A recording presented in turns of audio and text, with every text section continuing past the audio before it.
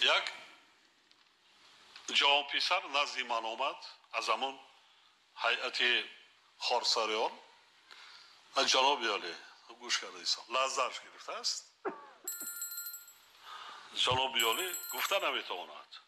گوش کرده ایسان پسرم گفت زن من میخواهم که به دانشگاه تکنیکی رفته تحصیل کنم، لیکن از سبب کمبزاعتی اویله‌مان من حتی همه شهادتنامه دولتی را گرفتن نتوانستم و به مرکز تحصیل نامنویس نگردیدم.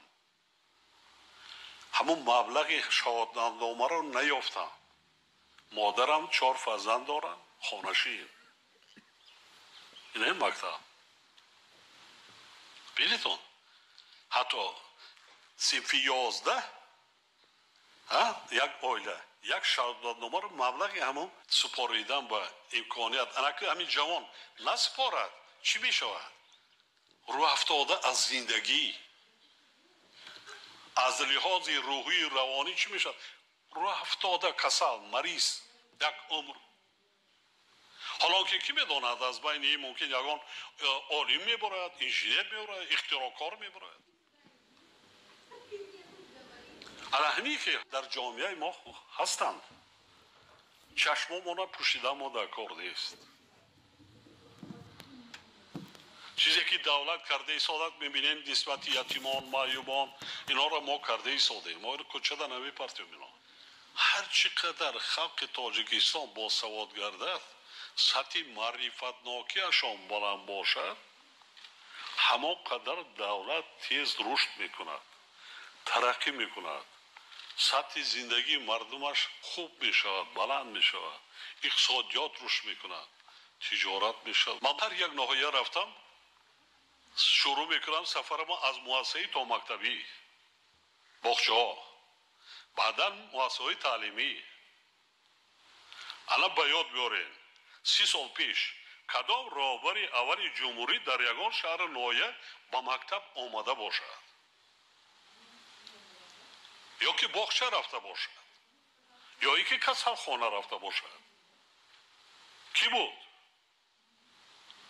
ما غمی چاروا را میخوردیم، فرماهای شیری مالا میرفتیم، درباره انسان نمیپرسیدیم که آیا مردم این یا آن شهر ناحیه یا محل کسل خانه دارد یا نه، تولد خانه دارد یا نه، راه هست یا نه، آبی آشامیدنی هست یا نه، مکتب داریم یا نه، مردم چی مشکلی دارد کی میپرسید؟ الانکه همون کمبودیا رو ما اصلاح کردن نمانده کن. ما غمی اول غمی انسان خوردن نمانده کن. اول این همه تان پدر و مادر ها اکثریت پدر و مادر هستین و جوان امروزه من تاکید کردم که در ظرف 4-5 سال آینده یگان فردی از 18 ساله بالا به کسب هنر نماند. باید هر یک فردی که 18 رفت یک کسب یک هنر داشتنش نکن که زندگی خودش پیش برد. در شهر خوجند ما یک کارخانه 3 ساله کار کردیم، میوه سبزوات به استفاده دادیم.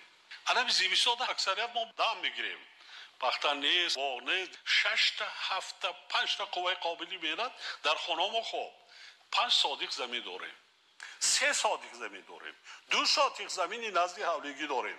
انا همین در 4-5-6 ماه فصل زمستان، تیرما و زمستان ماه شما را بخراند، هر یک عائله را بخراند اگر با عقلانه استفاده بریم. در همین جا پیاز سبز را خشک کرده صادرات کرده سادن، گشتیش و اکروب خشک کرده صادرات کرده سادن. شما پرورش کنید از در خانتان خریدن میگیرید، درآمد بگیرید. امروز کار کرده است از ناحیه جیهون که یک ناحیه 100,000 تن سبزی کشتی تکرار دیده سال میکند، 60 درم 1 کیلوش آورده خشک کرده برای صادرات کرده ایستاده است.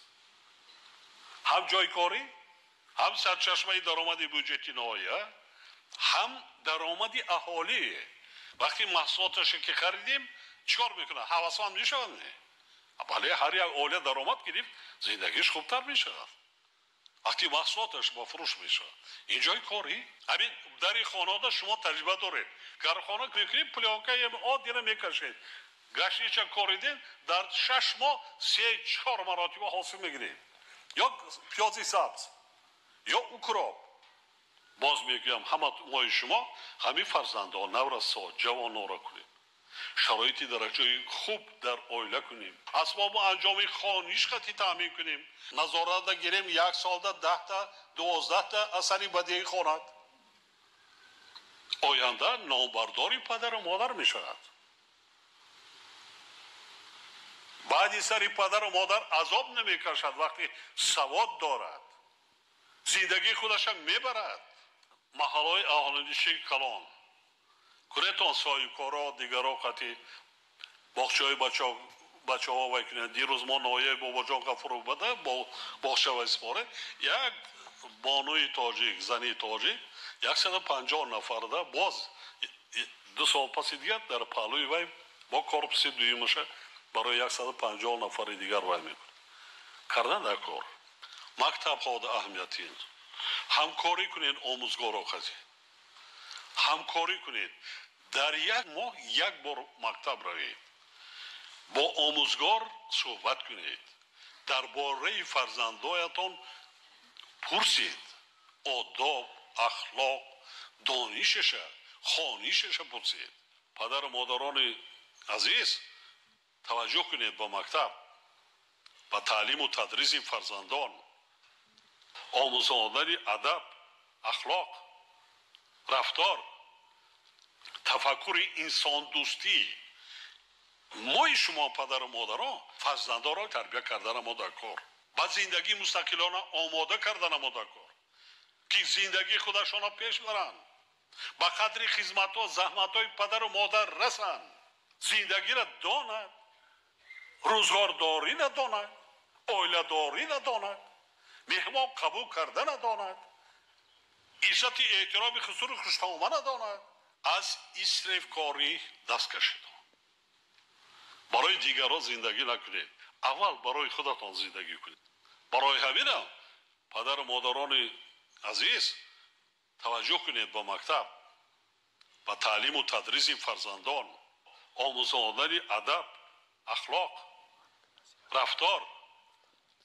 که در زمین نورسان تفکر انسان دوستی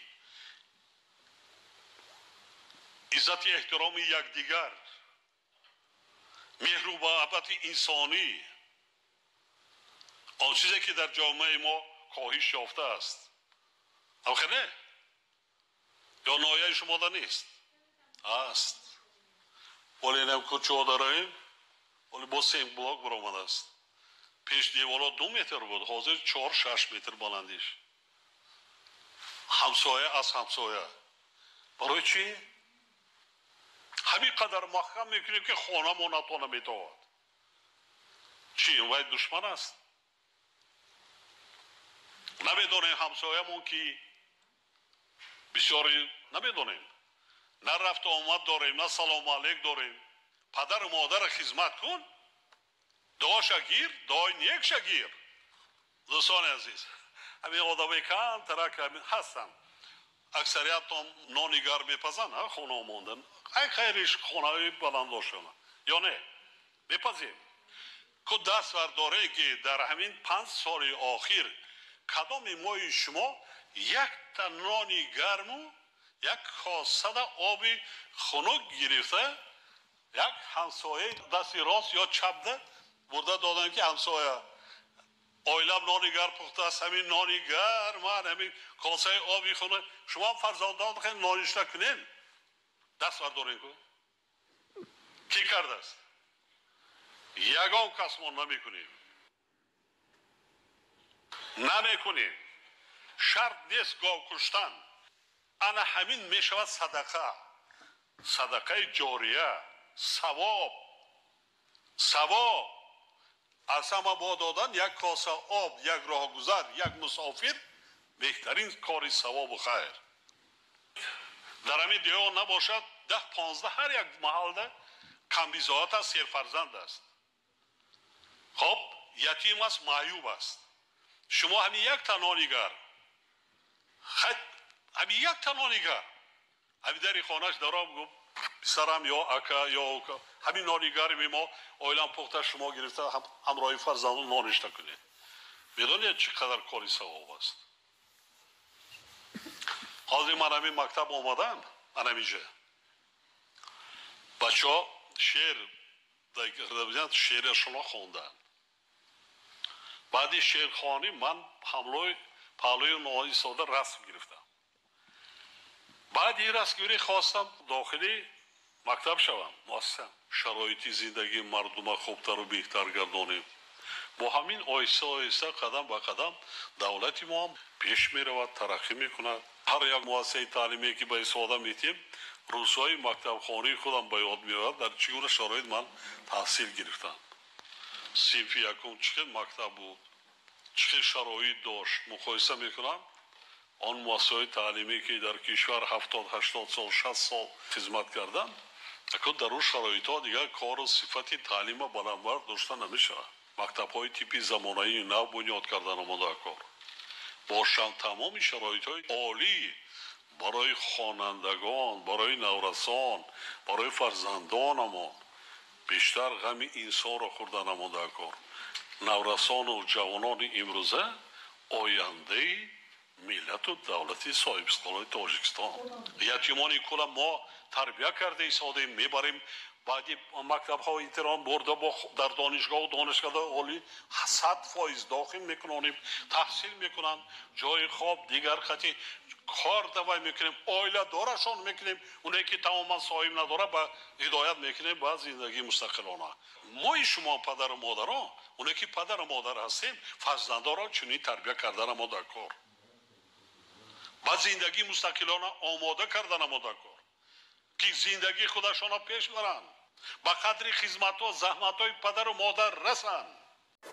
کانال ما در سامانه یوتیوب هم نوا ابونه شو و از ویدیوهای نو با خبر باش.